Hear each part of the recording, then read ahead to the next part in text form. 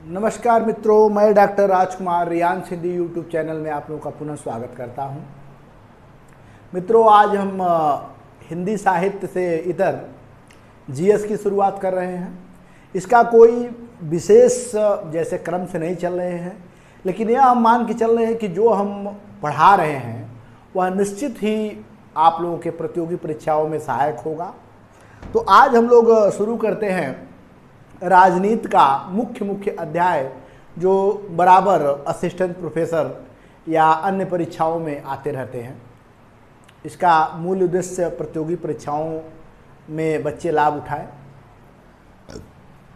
किसी भी सरकार के 3 अंग होते हैं, याद रखिएगा मित्रों, सरकार के अंग। जब हम राजनीति शास्त्र का अध्ययन करते हैं तो सरकार के अंग का पहला फोकस करते हैं, और वह चाहे भारत हो या विदेश हो, कहीं भी आप देखेंगे तो सरकार के 3 अंगों की चर्चा की गई है। ठीक है, 3 अंगों की चर्चा में मित्रों क्या क्या है? पहला नंबर है व्यवस्थापिका,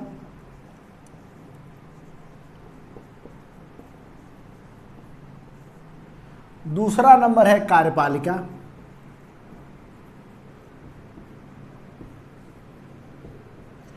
और तीसरा नंबर है न्यायपालिका।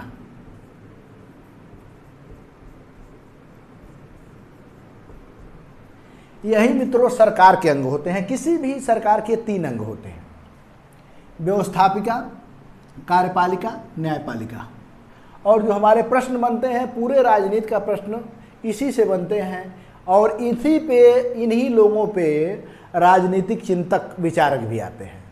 तो याद रखिए, व्यवस्थापिका का मतलब ये होता है जो हमारे संसद होते हैं, विधानमंडल होते हैं, वह व्यवस्थापिका के अंतर्गत आ जाते हैं।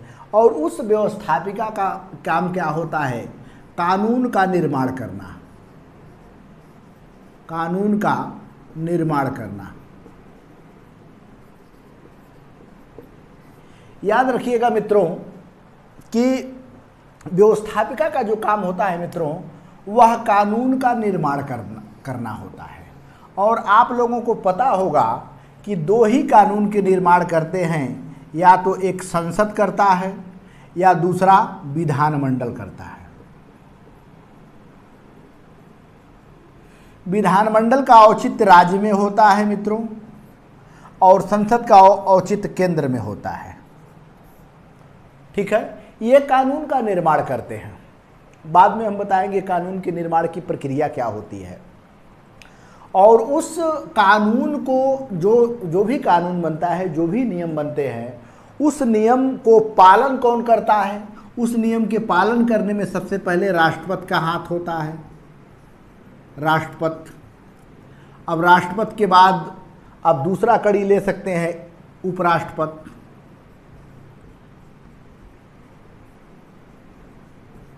उसके बाद प्रधानमंत्री,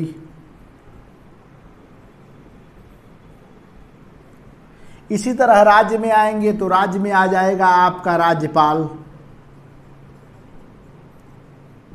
ठीक है, राज्यपाल आ जाएगा, और मुख्यमंत्री, और इन दोनों का मंत्रिपरिषद।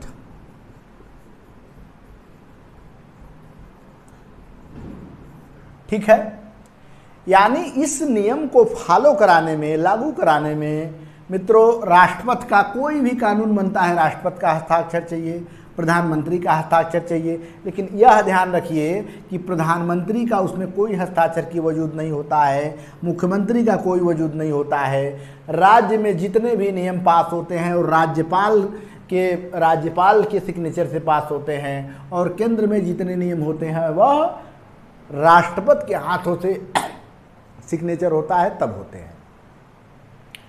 अब जैसे मित्रों होता क्या है कि जैसे कोई कानून का निर्माण कर लिए, और ये लोग जो राष्ट्रपति हैं, उपराष्ट्रपति हैं, राज्यपाल हैं, उसके बाद मंत्रिपरिषद है। ठीक है, इस कानून को जब वह लागू कराते हैं, वह लागू कराने में अगर वह नियम या कानून संविधान के विरुद्ध है तो न्यायपालिका उसकी व्याख्या करती है। तो यहाँ क्या होता है, कानून की व्याख्या करना। मित्रों, आप लोग सुने होंगे कि जैसे कोई नौकरी निकलती है और उस नौकरी में जैसे मान लीजिए कि कई व्यवधान है, जैसे आरक्षण की समस्या है या उसमें धांधली हो गई है या उसमें कोई बात हो गई है, तो हम लोग क्या करते हैं कि सीधे हाई कोर्ट के पास जाते हैं। ठीक है, अगर हाई कोर्ट फेल करता है तो सुप्रीम कोर्ट के पास जाते हैं। मतलब पहले हाई कोर्ट चला गया, फिर उसके बाद सुप्रीम कोर्ट चला गया। यानी वह काम करता है कि कानून की व्याख्या, मतलब जो आप नियम कानून का निर्माण किए हैं और ये जो कानून के लागू करने वाले लोग हैं, क्या यह कानून संविधान के विरुद्ध तो नहीं है। यदि संविधान के विरुद्ध है तो यह क्या करेगी, न्यायपालिका उसको खारिज कर देगी। और अगर खारिज कर देगी तो कोई भी उसके बाद आप वह कानून को मतलब उस राज्य में लागू नहीं कर सकते हैं। यह हमारा जैसे शासन के अंग थे। इस कड़ी में हम सबसे पहले राष्ट्रपति का अध्ययन करेंगे। किसका? राष्ट्रपति का अध्ययन करेंगे।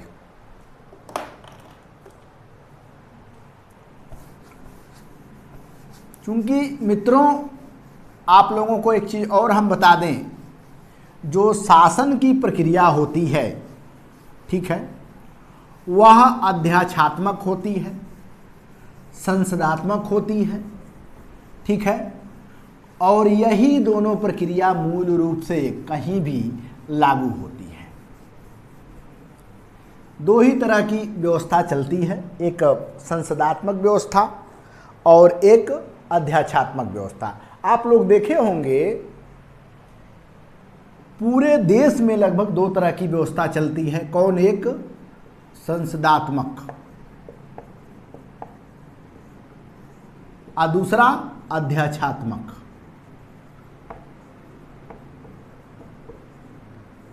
ठीक है, देखिए संसदात्मक में क्या होता है, जो राष्ट्रपति होता है, ठीक है, राष्ट्रपति होता है या उस देश का राजा होता है, वह केवल शासन का प्रतिनिधि होता है। क्या होता है मित्रों? प्रतिनिधि होता है। ये कह सकते हैं कि सीधे सिक्का होता है, ठप्पा होता है, जिसका कोई भी, जैसे सारे कानून इसी के सिग्नेचर से पास होंगे, लेकिन इसका वास्तविक महत्व या वास्तविक ताकत इसके पास नहीं होती है। सारा ताकत किसके पास होगी मित्रों? पीएम के पास होगी। ध्यान रखिएगा, पीएम के पास होगी। आप लोगों को याद आता होगा, जैसे भारत के प्रधानमंत्री की चर्चा बहुत देशों में होती है। हमारे माननीय नरेंद्र मोदी जी जो बहुत यशस्वी प्रधानमंत्री हैं, उनकी चर्चा हर जगह होती है। लेकिन आप सोचिए कि कभी राष्ट्रपति की चर्चा आप लोगों ने सुना है किसी राज्य में? लेकिन यही बात अगर अध्यात्मात्मक सरकार में हो तो यहाँ जो राष्ट्रपति है, याद रखिएगा मित्रों, राष्ट्रपति है, वह नाम मात्र का शासक नहीं है। ठीक है, नाम मात्र का शासक नहीं है, ठीक है, बल्कि वास्तविक शासक है। क्या है? वास्तविक शासक। यह नाम मात्र का शासक नहीं है अध्यात्मात्मक सरकार में। आप लोगों को याद होगा कि जब भी अमेरिका की चर्चा होती है तो अमेरिका में राष्ट्रपति का महत्व तो है। अमेरिका में राष्ट्रपति का तो महत्व है, लेकिन सही बात यह है मित्रों कि वहाँ पे प्रधानमंत्री की चर्चा नहीं होती है। आप लोग कभी सुने हैं कि राष्ट्रपति अमेरिका का क्या बोलते हैं, वह प्रधानमंत्री कौन है? कभी इसकी चर्चा आप लोगों ने सुने हैं? क्योंकि अमेरिका में अध्यात्मात्मक व्यवस्था चलती है, जबकि इंग्लैंड में संसदात्मक व्यवस्था चलती है। और आप लोगों को ध्यान होना चाहिए कि हमारा जो भारत है वह संसदात्मक व्यवस्था के अंतर्गत ही चलता है। इसीलिए यहाँ जो राष्ट्रपति है वह राष्ट्रपति एक केवल मोहर है, एक ठप्पा है। इसका कोई भी वास्तविक शक्ति इसके हाथ में नहीं है। ये सब बिना प्रधानमंत्री के सलाह का कुछ नहीं करेगा। तो आइए मित्रों, आज हम लोग राष्ट्रपति का अध्ययन करें। चूंकि असिस्टेंट प्रोफेसर की परीक्षा भी बड़ी नज़दीक आ गई है, तो हमने सोचा कि हमारे वीडियो से अगर कुछ लोगों को फ़ायदा हो गया तो मैं समझूंगा कि मेरा ये बनाया हुआ वीडियो काफ़ी सार्थक रहा।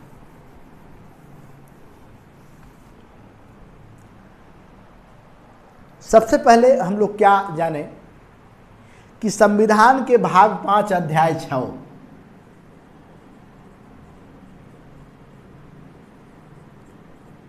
ऊपर लिख लीजिए राष्ट्रपति,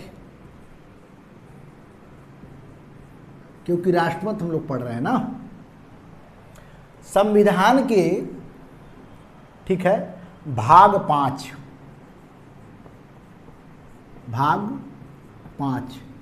कौन मित्रों? भाग 5 अध्याय 1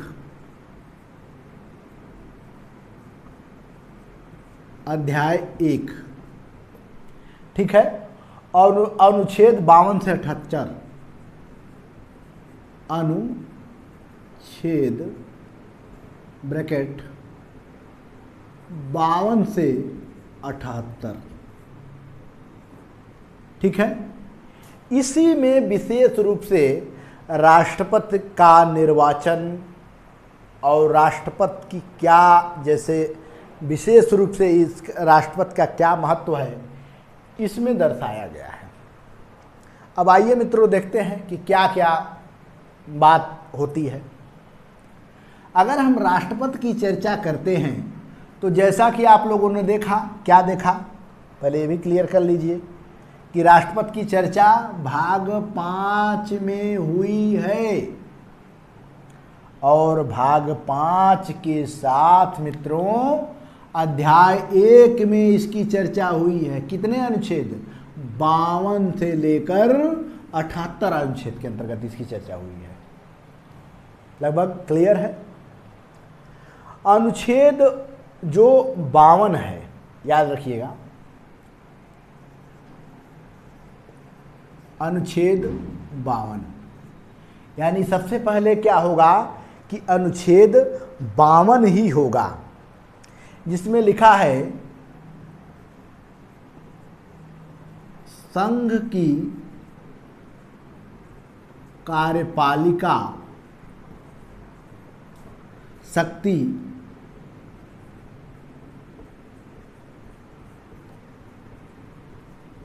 राष्ट्रपति में निहित होगी।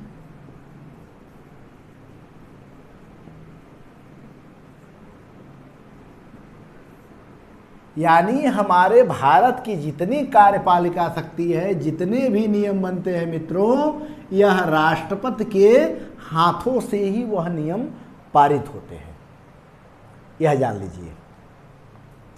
और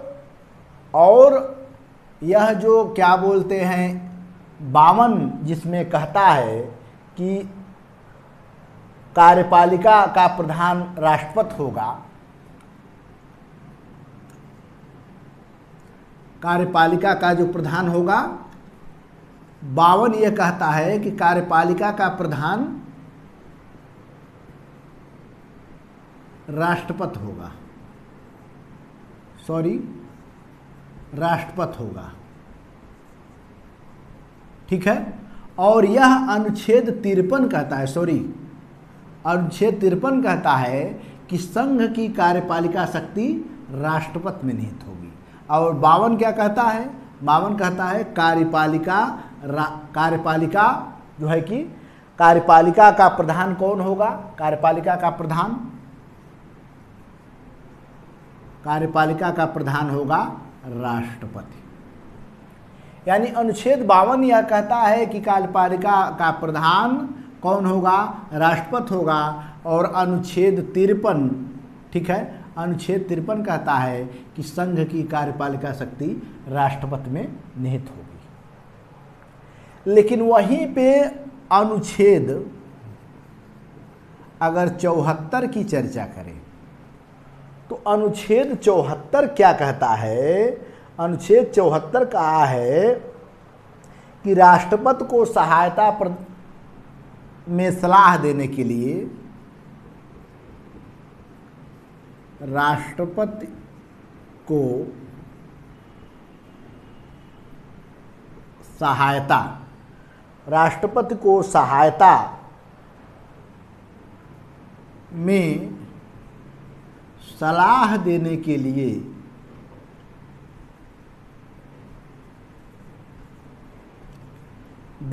लिए मंत्रिपरिषद होगा।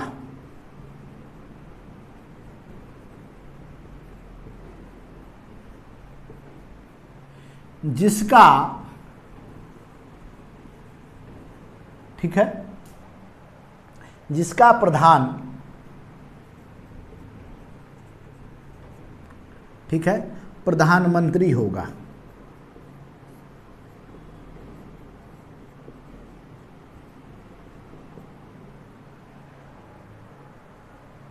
अब देखिए, राष्ट्रपति को सलाह देने के लिए मंत्रिपरिषद होगी, मंत्रिपरिषद होगी, और जिसका प्रधान कौन होगा? प्रधानमंत्री होगा। और मित्रों ये भी हम बता दें कि ये जो 53 कहता है कि संघ की कार्यपालिका शक्ति निहित है, इसमें आगे ये भी दर्शा दिया गया है कि इसका प्रयोग वो पीएम की सलाह पर करेगा। जो कार्यपालिका शक्ति जो निहित है 53 में, ये भी कहता है कि इसका प्रयोग, ठीक है। अब देखिए ये 74 हो गया, ये 53 हो गया, 52 हो गया। 74 में क्या कहता है कि राष्ट्रपति क्या होगा? राष्ट्रपति की सहायता एवं सलाह देने के लिए मंत्रिपरिषद होगी, और जिसका प्रधान जो है कि क्या बोलते हैं, प्रधानमंत्री होगा। और 53 में यही बात दर्शाई गई थी कि संघ के कार्यपालिका शक्ति राष्ट्रपति में निहित होगा, लेकिन जिसका क्रियान्वयन, जिसका मतलब कार्यवाही कह सकते हैं, पीएम के सलाह पर होगी, पीएम के सलाह पर होगी।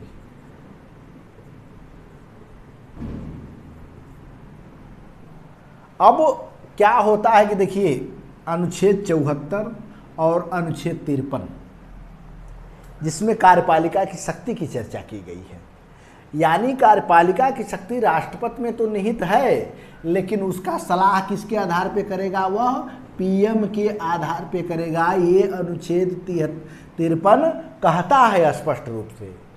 और अनुच्छेद 74 क्या कहता है कि राष्ट्रपति की सहायता देने के लिए एक मंत्रिपरिषद होगा, जिसका प्रधानमंत्री होगा। यानी राष्ट्रपति की नियुक्ति होती है, प्रधानमंत्री का निर्वाचन होता है। ठीक है, यह रहा क्या बोलते हैं, ये राष्ट्रपति का क्या बोलते हैं, ये राष्ट्रपति की ये पॉइंट हुआ। अनुच्छेद जो है कि क्या बोलते हैं 59 में,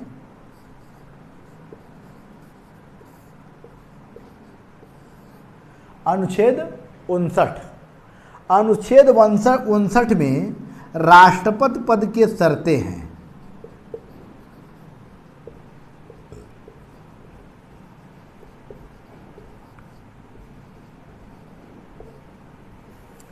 शर्त क्या है? जो इसका शर्त है वही राज्यपाल का भी शर्त है। पहला नंबर क्या है? भारत का नागरिक हो। भाई भारत का नागरिक तो होना ही चाहिए, अगर विदेशी बन जाएगा तो गड़बड़ हो जाएगा।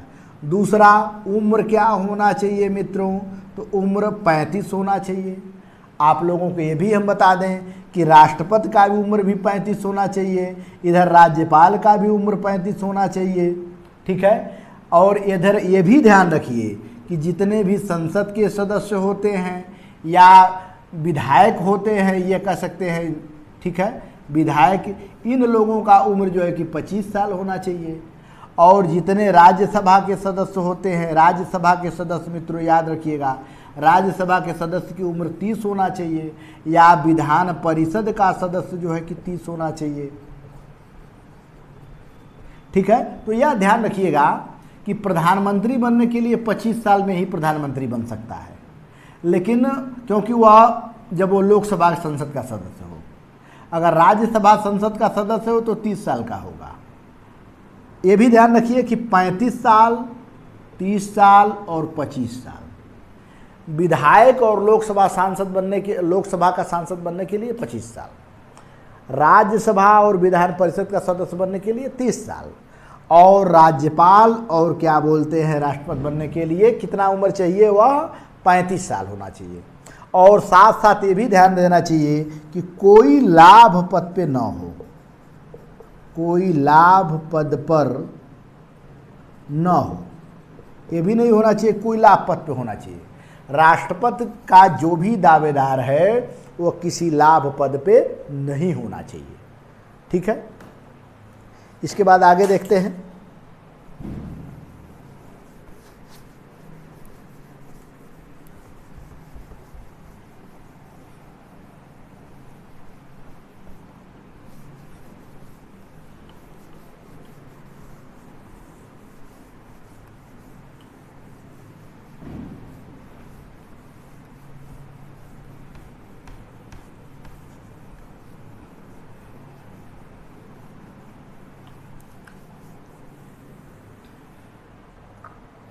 इसके बाद क्या होता है, राष्ट्रपति का निर्वाचन।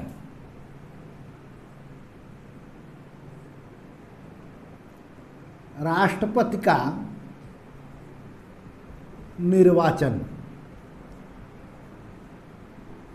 याद रखिएगा मित्रों कि राष्ट्रपति का निर्वाचन होता है लेकिन राज्यपाल की नियुक्ति होती है। दोनों, यह देश का प्रतिनिधित्व करता है, वह राज्य का प्रतिनिधित्व करता है, लेकिन इसका निर्वाचन होता है जबकि राज्यपाल का नियुक्ति होती है। निर्वाचन किस तरह होता है, अप्रत्यक्ष होता है, अप्रत्यक्ष चुनाव द्वारा होता है। अब मित्रों प्रश्न उठता है कि चुनाव में भाग कौन कौन लेते हैं। चुनाव में भाग लेने वाले, जब हम लोग संसद पढ़े थे, संसद के 2 सदस्य होते हैं, एक लोकसभा और दूसरा राज्यसभा। संसद के 2 सदस्य होते हैं, लेकिन यह ध्यान दे मित्रों कि अगर संसद के मान लीजिए कि सदस्य तो 2 करेंगे, लेकिन अगर संसद के अंग पूछ दे, अंग तो 3 होते हैं, इसमें राष्ट्रपति भी आ जाता है। तो संसद का अंग कितना होगा, 3 होगा। संसद के सदस्य कितने होंगे, 2 होंगे, एक राज्यसभा एक लोकसभा। और इसी तरह राज्य में विधानमंडल,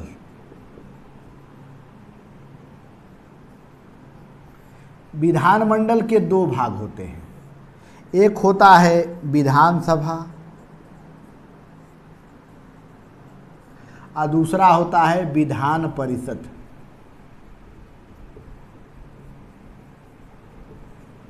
ठीक है, तो अगर विधानमंडल का अंग पूछ दे तो विधानमंडल के अंग में राज्यपाल भी आ जाएंगे। ठीक, यह विधानमंडल के अंग हो जाएंगे। तो अगर अंग पूछ रहा है मित्रों तो अंग का मतलब हो गया 3। कौन कौन, राज्यपाल, विधानसभा, विधान परिषद। अगर विधानमंडल का सदन पूछ दे, विधानमंडल के सदस्य पूछ दे, तो विधानमंडल के 2 भागों में एक विधानसभा और एक विधान परिषद। जो इस अप्रत्यक्ष चुनाव में भाग लेते हैं, राष्ट्रपति के निर्वाचन में भाग लेते हैं, वह कौन कौन होते हैं, ये निर्वाचित सदस्य होते हैं। जो भी भाग लेगा निर्वाचित सदस्य होगा।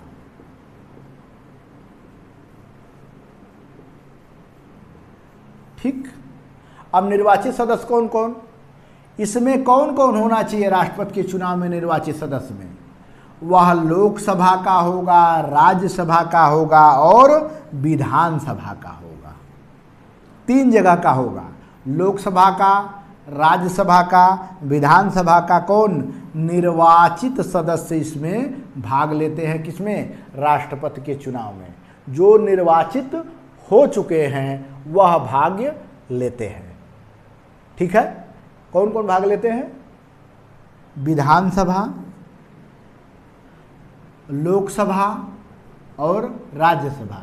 कैसा? कैसा? जो निर्वाचित हैं। निर्वाचित का मतलब क्या होता है कि राष्ट्रपति बाद में क्या करता है कि 2 आंग्ल विधि से लोकसभा का जैसे पहले सदस्य चुने जाते थे, और यह जो है कि 12 जो है कि राज्यसभा से चुने जाते थे। यह सब राष्ट्रपति, इनको कोई चुनाव नहीं लड़ना होता है, डायरेक्ट जो भी खिलाड़ी हैं, जो भी साहित्यकार हैं, जो भी वैज्ञानिक हैं, इसमें डायरेक्ट यह चुन सकता है राष्ट्रपति। तो ये मनोनीत सदस्य है। तो जो मनोनीत सदस्य है वह राष्ट्रपति के चुनाव में भाग नहीं लेंगे। मित्रों, क्या हम बताए हैं कि जो मनोनीत सदस्य है वह राष्ट्रपति के चुनाव में भाग नहीं लेंगे। भाग कौन कौन लेंगे? एक लोकसभा का सदस्य लेंगे, एक राज्यसभा का सदस्य लेंगे और एक विधानसभा का सदस्य लेंगे। ये विधान परिषद का सदस्य कभी भी राष्ट्रपति के चुनाव में भाग नहीं लेता है। ठीक है। इसके बाद हम लोग आगे देखते हैं कि क्या इसमें क्या क्या हो सकता है।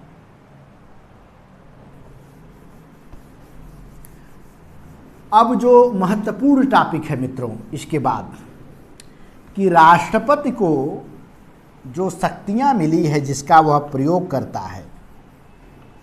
अरे राष्ट्रपति क्या प्रयोग करता है? सही तो बात यह है मित्रों कि जितना प्रयोग करता है या जो भी काम करता है केवल राष्ट्रपति सिग्नेचर करता है।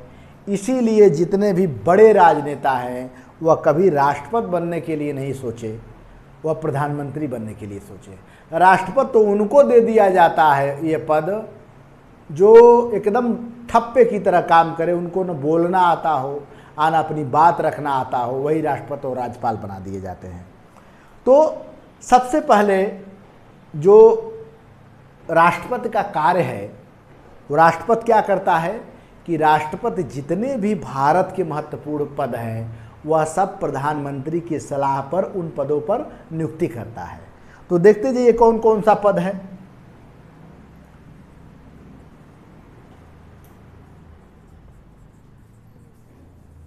राष्ट्रपति के द्वारा पदों की नियुक्तियां, कौन कौन पदों की नियुक्तियां हैं? नंबर 1, सबसे पहले क्या करता है कि वह अनुच्छेद 75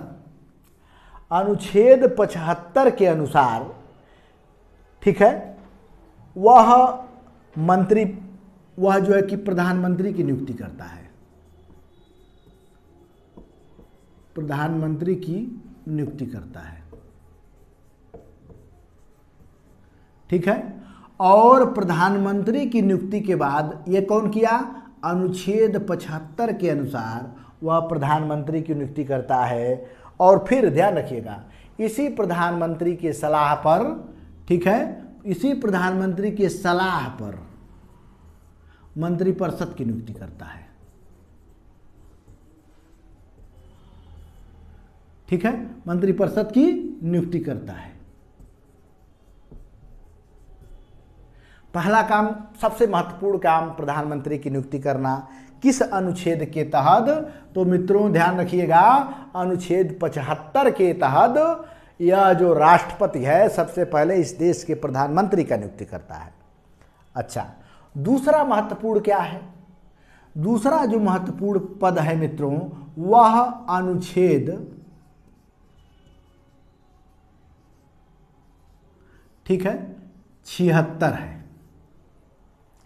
अनुच्छेद 76 में क्या होता है? महान्यायवादी की नियुक्ति करता है।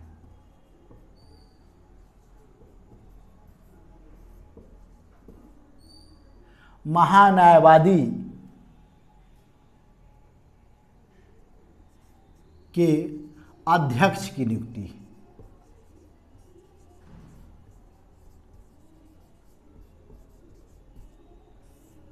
ठीक है, या महान्यायवादी की नियुक्ति। यह महान्यायवादी क्या है मित्रों?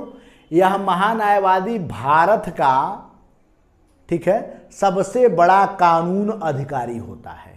यह जो है कि भारत का सबसे बड़ा कानून अधिकारी होता है। महान्यायवादी ऐसा व्यक्ति है जो लोकसभा में भी बैठ सकता है, राज्यसभा में बैठ सकता है, अपना विचार रख सकता है, लेकिन ये बोल नहीं सकता है, आना किसी चुनाव में भाग लेता है। और यही काम राज्य में महाअधिवक्ता का होता है। जो राज्य का महाअधिवक्ता होता है एकदम बिल्कुल यही रोल निभाता है। अच्छा, उसके बाद जो सबसे महत्वपूर्ण काम है वह क्या है?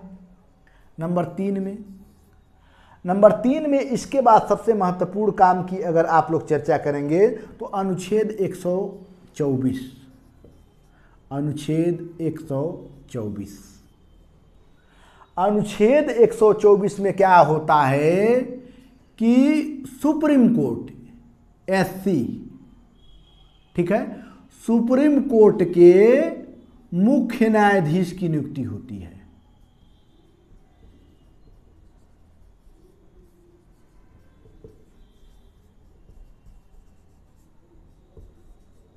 अब आप लोग सोच सकते हैं मित्रों कि सुप्रीम कोर्ट यानी एससी के मुख्य न्यायाधीश की नियुक्ति अब जब प्रधानमंत्री ही करता है, प्रधानमंत्री सॉरी मतलब राष्ट्रपति का उसमें केवल एक प्रोपेगेंडा होता है, राष्ट्रपति तो केवल मुहर लगाता है। ये अनुच्छेद 124 में क्या होता है?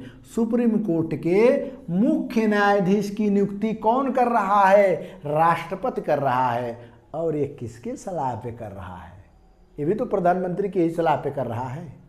अच्छा, उसके बाद आ जाइए, अगर इस सुप्रीम कोर्ट में जो 31 न्यायाधीश होते हैं, ठीक है, अगर या जो भी इस समय कुछ बदले होंगे तो जितने भी अगर न्यायाधीश की गणपूर्ति नहीं हो, न्यायाधीशों की अगर जनसंख्या का न्यायाधीशों की संख्या अगर कम हो गई है तो क्या होते हैं? एडहाक पे जैसे संविदा वाले रखे जाते हैं, उसी तरह मुख्य जो सुप्रीम कोर्ट के न्यायाधीश होते हैं वो भी रखते हैं। उनको क्या कहा जाता है? तदर्थ न्यायाधीशों की नियुक्ति। यह कौन से अनुच्छेद में होता है? अनुच्छेद 127। एससी के तदर्थ न्यायाधीशों की नियुक्ति, ठीक, एससी के तदर्थ न्यायाधीशों की नियुक्ति। अच्छा, उसके बाद अगर चर्चा किया जाए तो और सबसे बड़ा महत्वपूर्ण पद क्या होगा? ध्यान रखिएगा, उसके बाद सबसे बड़ा महत्वपूर्ण 148 है। अनुच्छेद 148, अनुच्छेद 148 में क्या होता है कि नियंत्रक महालेखा परीक्षक की नियुक्ति होती है। नियंत्रक महालेखा परीक्षक। मित्रों, अब प्रश्न ये उठता है कि ई क्या करता है भैया? अरे भैया, यही सबका जांच करता है। मुख्यमंत्री का कितना खाता में पैसा गया, किस मंत्री के यहाँ कितना खाता में पैसा गया, किस राज्य में कितना पैसा गया, इसका काम इसी के पास सब लोग लेखा जोखा लाकर अपना प्रस्तुत करते हैं कि भैया इतना 1000 करोड़ हमारे राज्य में गया था, हमने ये विकास किया। यानी यह ऐसा व्यक्ति है कि किसी राज्य के मुख्यमंत्री का यह क्या बोलते हैं स्पेशली जांच कर सकता है कि आपको भेजा गया था इतना, आपने क्या किया। यह नियंत्रक महालेखा परीक्षक इसको कहते हैं। अच्छा, उसके बाद आ जाइए 6 में, अनुच्छेद 155। अनुच्छेद 155 में क्या होता है? राज्यपाल की नियुक्ति होता है। याद रखिएगा मित्रों, राज्यपाल की नियुक्ति। अच्छा, अब बताइए, जब राज्यपाल का नियुक्ति कौन कर रहा है? 155 में कर रहा है। और कौन कर रहा है मित्रों? राष्ट्रपति कर रहा है। सीधे सीधे बोले तो प्रधानमंत्री के सलाह पे कर रहा है तो प्रधानमंत्री ही कहा जाएगा। अब जब राज्यपाल की नियुक्ति जब यह राष्ट्रपति कर रहा है तो क्या राज्यपाल की हैसियत है को किसी के विरुद्ध में यह बात कर सके? तो आप लोगों को ध्यान होगा मित्रों, जब अखिलेश का सरकार था तो उस समय राम नाईक राज्यपाल थे, तमाम प्रश्न किया करते थे कि ये बेरोजगारी बढ़ गई है, ये भ्रष्टाचार बढ़ गया है। लेकिन आज राज्यपाल आपको नजर आएंगे वह कोई प्रश्न नहीं करते दिखाई देते हैं। असल बात, सही बात यह होता है कि राष्ट्रपति का प्रतिनिधि के रूप में काम करता है कौन? राज्यपाल। तो राज्यपाल की नियुक्ति 155 के अंतर्गत होती है। कौन करता है? तो राष्ट्रपति करता है। अच्छा, दूसरे इसके बाद सबसे बड़ा महत्वपूर्ण क्या है? अनुच्छेद 217। ठीक है, 217 में एचसी बोले तो हाई कोर्ट के मुख्य न्यायाधीश की नियुक्ति।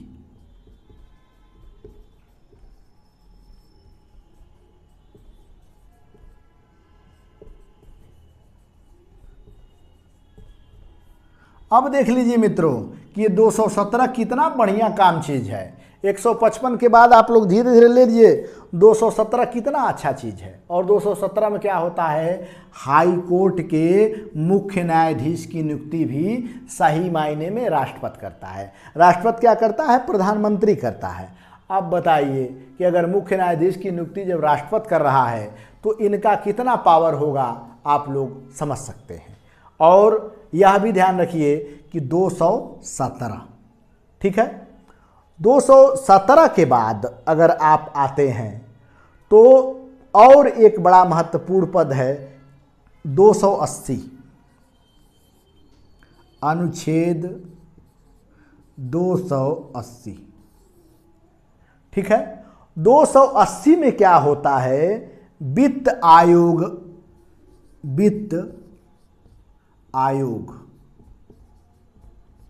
ठीक है, वित्त आयोग 280 में वित्त आयोग की चर्चा की गई है। और वित्त आयोग के जो अध्यक्ष होते हैं, ठीक है, वित्त आयोग के अध्यक्ष की नियुक्ति कौन किया मित्रों? तो ये भी राष्ट्रपति किया। अच्छा, 324 आ जाइए इसके बाद, बहुत बढ़िया चीज है, अनुच्छेद 324। अनुच्छेद 324 में क्या हो रहा है? निर्वाचन आयोग का अध्यक्ष, निर्वाचन आयोग का अध्यक्ष की नियुक्ति।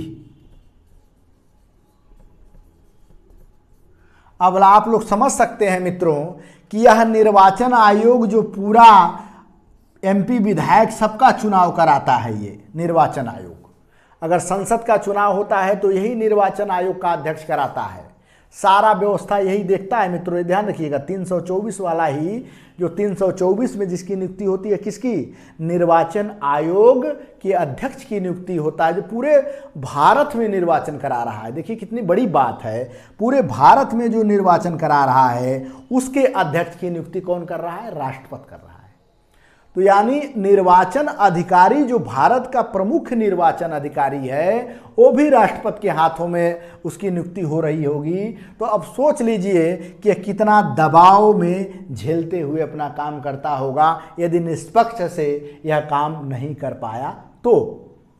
एक मित्रों और याद रखिए जो बड़ा महत्वपूर्ण है, अनुच्छेद 344।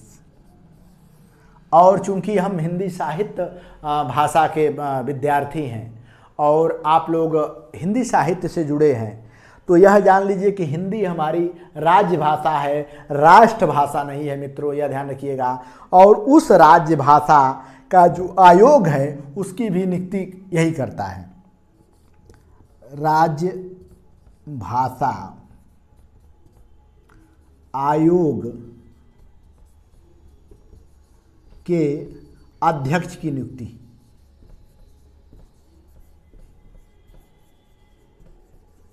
अब देख लीजिए, इतना महत्वपूर्ण अभी हमने जिस चीज़ की चर्चा किया है, थोड़ा सा गौर फरमाएंगे। 75 में क्या हो रहा है, शॉर्ट में बता रहे हैं। 75 में क्या हो रहा है मित्रों, तो 75 में यह जो है कि प्रधानमंत्री की नियुक्ति हो गई। बताइए, जब प्रधानमंत्री राष्ट्रपति नियुक्त कर दिया, अब इसी प्रधानमंत्री के सलाह पे मंत्रिपरिषद की नियुक्ति हो गई। 76 में क्या है, महान्यायवादी की नियुक्ति हुई। महान्यायवादी कौन है, जो भारत का प्रथम कानून व्याख्याता कर सकते हैं आप, प्रथम कानून अधिकारी कर सकते हैं। 124 में क्या है, सुप्रीम कोर्ट के मुख्य न्यायाधीश की नियुक्ति हो रही है और इसी की सलाह पे अन्य न्यायाधीशों की नियुक्ति होगी। फिर 127 क्या है, 127 हाई कोर्ट के जितने तदर्थ मतलब एढाक पे जो रहते हैं उनकी नियुक्ति हो रही है। 148 नियंत्रक महालेखा परीक्षक, जो सबका जांच कर सकता है, जिसे कैग भी कहा जाता है, जो सबका जांच कर लेता है, वह जो है कि 148 में है। 155 याद रखिएगा, 155 ये भी ध्यान रखिएगा कि 155 ठीक है, राज्यपाल की नियुक्ति कर रहा है। 227 में हाईकोर्ट के मुख्य न्यायाधीश की नियुक्ति हो रही है। 280 में वित्त आयोग के अध्यक्ष की नियुक्ति हो रही है। 323 में निर्वाचन आयोग के अध्यक्ष की नियुक्ति हो रही है और 344 में राजभाषा आयोग के अध्यक्ष की नियुक्ति होती है।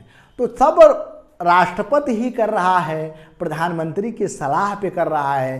तो सोच लीजिए हमारे भारत के जो प्रधानमंत्री हैं कितने ताकतवर होंगे, और राष्ट्रपति जो केवल मोहर लगाते हैं उनकी क्या स्थितियां होगी। यह हमारे भारतीय संविधान को बहुत ही गहनता से सूक्ष्म विश्लेषण करता है। ठीक है, तो आज इस वीडियो में मित्रों बस राष्ट्रपति के बारे में इतना ही। अब इसके बाद हम लोग कल वीडियो में देखेंगे कि राष्ट्रपति की और क्या व्यवस्थाएं हैं। चाहे तो आप लोग शॉर्ट स्क्रीन ले सकते हैं। बहुत बहुत धन्यवाद मित्रों, पढ़ते रहिए रियान सिंधी यूट्यूब चैनल। बहुत बहुत धन्यवाद।